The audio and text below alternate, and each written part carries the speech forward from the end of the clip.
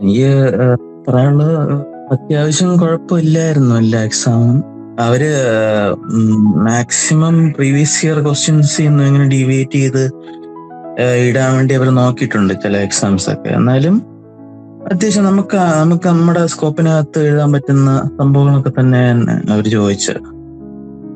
പിന്നെ ആദ്യമായിട്ട് ഇങ്ങനെ അവിടെ എക്സാം എഴുതുന്നതിന്റെ ഒരു ചെറിയൊരു ബുദ്ധിമുട്ടുണ്ടായിരുന്നു. ടൈം മാനേജ്മെന്റ് ആയിരുന്നു പ്രശ്നം.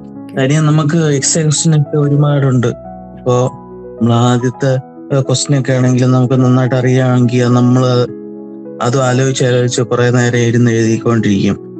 പിന്നെ പിന്നീടുള്ള ക്വസ്റ്റ്യൻസ് എല്ലാം ഏകദേശം ഒരേ വെയിറ്റേജ് ഉള്ള ക്വസ്റ്റ്യൻസ് ഒക്കെയാണ്. അപ്പൊ ആദ്യത്തെ ക്വസ്റ്റ്യൻസ് ഒക്കെ കുറെ നേരം ഇരുന്ന് ഒരു 2-3 മണിക്കൂറൊക്കെ ഇരുന്ന് എഴുതിയിട്ട് ബാക്കി ക്വസ്റ്റ്യൻസിന് പിന്നെ എഴുതാൻ സമയം വേണ്ടേ.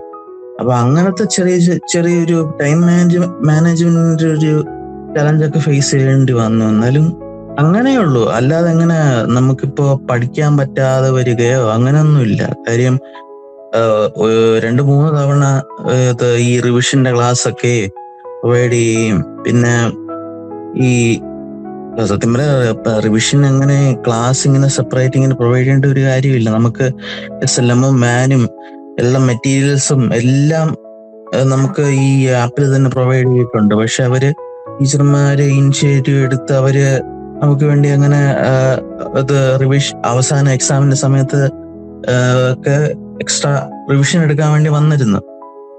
അപ്പോ അതിൻ്റെതായ ഗുണങ്ങളൊക്കെ നമുക്ക് കിട്ടിയിട്ടുണ്ട്. പിന്നെ മൊത്തത്തിൽ നോക്കുവാണെങ്കിൽ നല്ലൊരു ഇതായിരുന്നു.